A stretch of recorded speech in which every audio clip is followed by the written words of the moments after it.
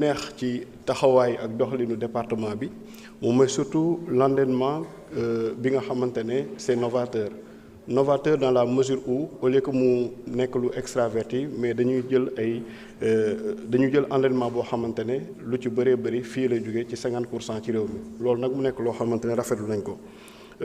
sànq damay dégg ci sama yenn collègues yi ñuy wax ci yenn réalisation yu régime précédent yi mais jàpp naa ne dañoo yorul pyramide Abraham Maslow parce que yaakaar naa ne soit bu dul ay éléphant blanc li ñu fi gis lu bëri dañoo nasaxal li ñu tuddee ay priorité sànq maa ngi def 342 kilomètres ci département de Tivaouane laa jógee doon fa animé benn synthèse philosophique mais li ma njëkk a constaté mooy sous-préfet ba sax amul fu mu dëkk muy arrondissement de Niakhène c'est extraordinaire yaakaar naa ne bu ñuy wax ay réalisation boo duggee ci monde rural te yaakaar naa ne lépp li fi jóg fii ci ay kàddu tey problématique bi am nañu solution bi mooy équité territoriale LFI 2026 li ñu jàpp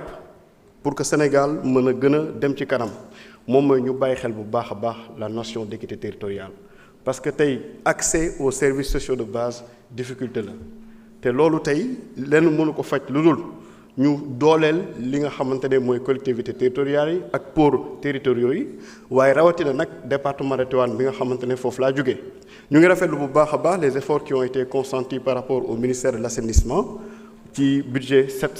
7 milliards 400 millions yoo xamante ne war na génn ci côté boobu ñu ngi ñaan nag mu am effectivité balaa gàmmu Tivaouane bay ñëw waaye nag boo ñëwee ci département de Tivaouane loolu bind nañ ci wax nañ ci waxati nañ ci mooy l'axe Ngaye Mékhé Pekes Thilmakha Niakhène et autres yaakaar naa honorable Tafsir Thioye ñëw na ci mais loolu il faut que ñu jàppale ñu ci parce que mën ñu comprendre ne dëkk yoo xamante ne ñu ngi à la croisée des chemins entre le Baol et le Kayor war a nekk axe stratégique corridor yi nga xamante ne mooy lié ports territoriaux yi tey ñu toll fii boobu ba léegi liggéey bi sooxe li ñu bëggoon mooy fépp fu ñu ci mën a toll ci ay effort ñu communiquer population yi xaw a dalal seen xel beneen bi ci topp moom mooy ne sànq wax naa ko sànq ay priorité dañ koo nasaxal ci réew mi ñu fi toogoon parce que boo ñëwee ci li nga xamante ne moom mooy zone des Niayes foofu yëpp amul benn infrastructure sanitaire de base. Merci beaucoup. loolu nag mu nekk loo xamante ne. Honorable Ayib Daffé, vous avez la parole. Dernier orateur.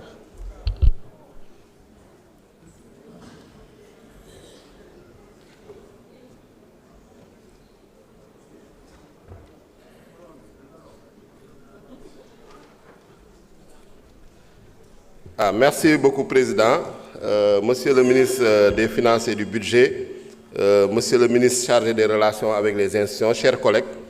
maa ngi leen di nuyu Monsieur le ministre di la féliciter en tout cas pour la qualité du document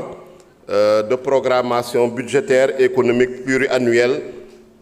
2025 2026 2028 di wax ni rek. Document bi c'est un document qui nous sert de référence pour le débat d'orientation budgétaire soloy débat d'orientation budgétaire bi yaakaar naa ni tey sax fii nañu gën a gisee importance am parce que tey suba ñoo ngi doon discuter sur la loi de finances rectificative 2025 nga xam ne moom moo ñu yóbbu war a yóbbu en tout cas gérer budget bi fii ba at bi di jeex donc tey ñoo ngi xool orientation yi également daf ay recommandations ay propositions pour le budget la loi de finances de 2026 donc jàpp nañ ni jamono ji commencé ngeen liggéey sur la loi de finances de 2026 yaakaar naa ne loolooy solo si te suñu collègues yëpp yu fi jël parole de tous bords que ce soit la majorité l'opposition les non-inscrits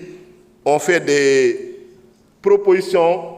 ont posé des doléances qu'elles soient sectorielles wala territoriales te en tout cas am nañu yaakaar ni lu ñu fi wax yépp nañ ko tenir en compte gis nañ ni également que effectivement avec la nouvelle politique du gouvernement dans l'agenda national de transformation la vision Sénégal 2050 il y a des pôles territoires qui ont été créés donc bëgg nañu ngeen gën a articuler en tout cas cette programmation budgétaire et économique pluriannuelle avec ces pôles territoires là beneen bi également on note que le DPBEP bi da ngeen ko arrimer à la à l'agenda national de transformation sooy xool pratiquement orientation yi ñu ci gis mooy orientation yu nekk dans la stratégie nationale de développement 2025-2029 donc que ce soit les orientations économiques que ce soit les orientations sectorielles parce que kuy xool document bi di nga ci gis vraiment pratiquement tous les secteurs et toutes les priorités yu nga xam ne ñoo ngi ci stratégie nationale de développement 2025-2029 donc discours bu ñu doon dégg naan ñii xamuñu fu ñu jëm amuñu projet yaakaar naa ne discours boobu déggatoo opposant di ko wax déggatoo non inscrit di ko wax déggatoo société civile di ko wax déggatoo chroniqueur sax di ko wax kenn waxatu ci loolu ce débat là est désormais clos parce que ñëpp xam nañ ni léegi am nañu vision am nañu projet am nañu stratégie nationale de développement am nañu document de programmation budgétaire pluriannuel am nañu budget donc xam nañu fu ñu jëm fii ba 2050 incha allah léegi nag naka nañ fay jëmee ak avec quel moyen le financement pour man loolu mooy la principale bataille la bataille du financement parce que effectivement il y a des difficultés wax ngeen ko soo xoolee document bi sur le marché financier international ak la situation que nous ont légué nos amis nga xam ne bon vraiment c'est catastrophique mais yéen a ngi góorgóorlu pour redresser la situation te jàpp nañ ni à partir de 2026 am nañu yaakaar ni la situation sera redressée nañu nekk dans une vitesse de croisière pour mettre en œuvre l'agenda national de transformation donc bataille de financement boobu mobilisation des ressources internes wax ngeen ko avec la réforme fiscale réforme code des investissements les financements endogènes les mécanismes alternatifs de financement donc yooyu yëpp jar na bàyyi xel donc parmi ces mécanismes alternatifs gis nañu ay diaspora am na ñoo xam ne créé nañu lu ñuy wooyee Manko Invest ñoo ngi dem ba Sédhiou di fa investir dans des fermes agricoles ils ont levé plus de 600 millions et c'est des Sénégalais c'est des citoyens sénégalais ñooñu war nañ leen encourager vraiment war nañu également soutenir ces genres d'initiatives donc su ma ñëwee dans le département de Sédhiou et dans la région de Sédhiou en particulier am ngeen une des actions c'est désenclaver les régions en connectant les départements pour la construction de routes d'autoroutes ou de ponts on a déjà beaucoup fait effectivement en matière de route ñu leen di féliciter pour l'achèvement de la route entre Séno ba dem ba Carrefour Diaroumé moom moo continuer Bounkiling dem ba Bignona dem ba Mpack mais bëgg nañu vraiment le pont entre le département de Sédhiou et le département de Goudomp ñu ko doon noone pont de Témento wala ñu def ko feneen fu ñu ko munti def ñu réaliser ko d'ici en tout cas 2026 mu commencé am effectivité bëgg nañu également tamit am nañu yaakaar ni boucle du budget déjà su fekkee ni diggéen les 500 milliards yu ngeen prévoir dans la LFR de 2025 su ngeen ko kiiwee entreprise yaakaar naa ni la boucle du budget dina reprendre également au niveau de Diopkounda le pont barrage de Diopkounda boobu tam nga xam ne mooy relier le département de Sédhiou di relier le département de Goudomp dina permettre vraiment un désenclavement de la région de Sédhiou au niveau de l'électrification rurale ñoo ngi leen di ci féliciter il y a des efforts gigantesques qui sont accomplis ñoo ngi leen di ñaan vraiment ngeen redoubler d'efforts notamment dans la zone du Pakao donc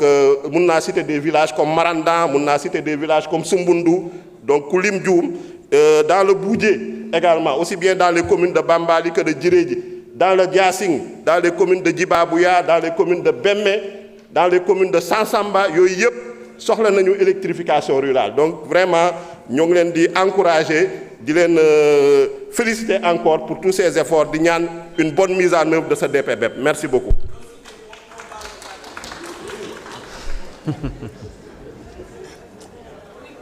Merci beaucoup,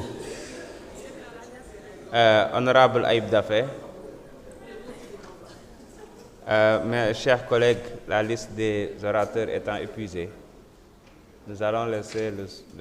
au ministre des Finances et du Budget le soin de prononcer son discours. Allez-y.